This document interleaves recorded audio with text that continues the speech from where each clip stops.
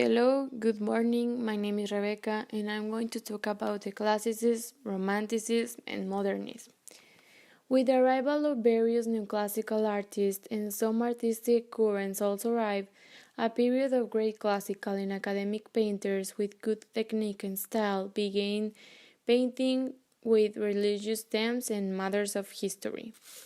In Mexican literature of 19th century, there were three movements. The first one was Classicism. It started before independence until the 1830s and 1840s.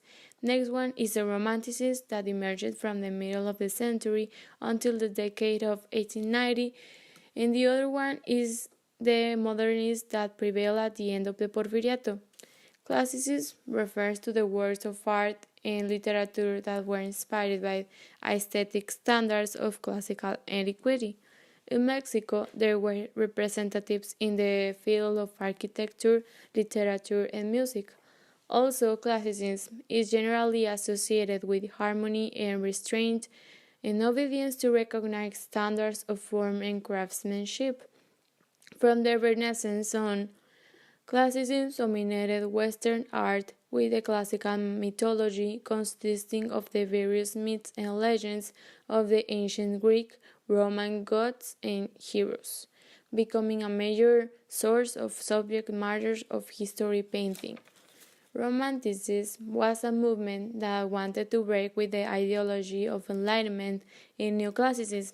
In Latin America, Romanticists tried to acknowledge the history of each nation, revaluing the Hispanic cultures compared to that of the Spanish. Among the most prominent Romantics in Mexico are Ignacio Manuel Altamirano and Guillermo Prieto. Romanticism was characterized by its emphasis on emotions and individualism, as well as the glorification of all the past and nature, preferring the medieval rather than the classical.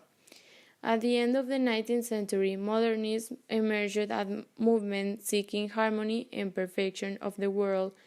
This is why representatives talk about sensory, beauty, and inner world.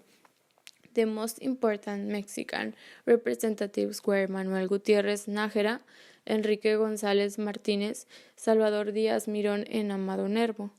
Among the factors that shaped modernism were the development of modernist industrial societies and the rapid growth of cities, followed then by reaction of horror to World War I.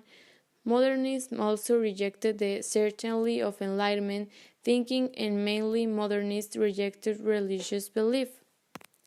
Modernists saw the rise of individual genius, one who repudiated the mass culture of the cinema, and the rise of consumerism. These brilliant writers, however, alienated from the world, further estranged themselves from understanding, with little social concern, with little sense of care expressed for the reception of educated audience.